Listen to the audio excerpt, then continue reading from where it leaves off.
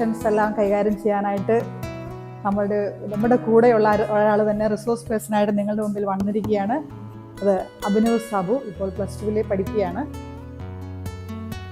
Little കൈറ്റുകളെ എന്നെ അറിയാവോ? പലരും കണ്ടിട്ടുണ്ടാവും. ഞാനിപ്പം Payyavur Sacred Heart Higher Secondary സ്കൂളിൽ +2 വിദ്യാർത്ഥിയാണ്. അതിൽ പിന്നെയാണ് സാങ്കേതിക വിദ്യയെ പറ്റി ഇത്രത്തോളം അറിയുവാനും അതിലേക്ക് കൂടുതൽ ആഴ്ന്നിറങ്ങി പഠിക്കുവാനും ഞാൻ തയ്യാറായത്. ആദ്യം ലിറ്റിൽ കൈറ്റ്സിലൂടെ ചെറുതായി കമ്പ്യൂട്ടറിനോട് അടുത്ത് പിന്നീട് പ്രോഗ്രാമിങ്ങിലേക്ക് ഞാൻ കടക്കുകയായിരുന്നു. എൻ്റെ അഭിരുചി പ്രോഗ്രാമിങ്ങിലാണെന്ന് ഞാൻ തിരിച്ചറിഞ്ഞു ലിറ്റിൽ കൈറ്റ്സിലൂടെ. നമ്മുടെ ലിറ്റിൽ കൈറ്റ്സിൻ്റെ സ്റ്റീഫൻ സാറോടെ ഇല്ല. സാറ് ഒരുപാട് ഹെൽപ്പ് ചെയ്തിട്ടുണ്ടായിരുന്നു അതിന്. പിന്നെ സബ് ജില്ലാ ക്യാമ്പ്, ജില്ലാ ക്യാമ്പ് ഇവയെല്ലാം അറ്റൻഡ് ചെയ്തിട്ടുണ്ടായിരുന്നു. അപ്പം ഇതിലൂടെ നമ്മുടെ ഒരു പാഷൻ കണ്ടെത്തുവാനും അനുദിനം വളർന്നുകൊണ്ടിരിക്കുന്ന സാങ്കേതിക വിദ്യയിൽ നമ്മൾ തീരെ പിന്നോട്ടാവാതെ അതിനൊപ്പം കിടപിടിച്ചു പോകാനും നമ്മളെ ലിറ്റിൽ കൈറ്റ്സ് പ്രാപ്തമാക്കുന്നു എന്നുള്ളത് നമുക്ക് ഏവർക്കും അറിയാം.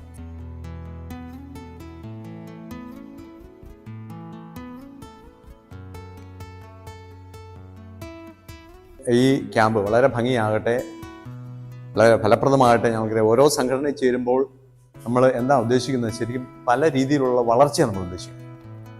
പല രീതിയിലുള്ള വളർച്ച. ഇവിടെ നിങ്ങൾ ലിറ്റിൽ കൈറ്റ്സ് ക്യാമ്പ് എന്ന് പറഞ്ഞാൽ നമ്മൾ IT മേഖലയായിട്ട് ബന്ധപ്പെട്ട നമ്മളുടെ വളർച്ച, വൈജ്ഞാനികമായ വളർച്ച.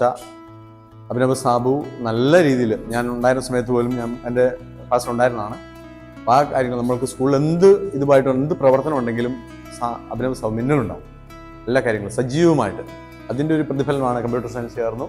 അവിടെ ഇപ്പം അവർ ആ കഴിവുകൾ നമ്മൾ വികസിപ്പിച്ച് നല്ല സമൂഹമായി, നല്ല തലമുറയിൽപ്പെട്ട നല്ല വ്യക്തികളായി മാറി. കാരണം അടുത്ത തലമുറ നിങ്ങളിലൂടെയാണ് വരേണ്ടത്.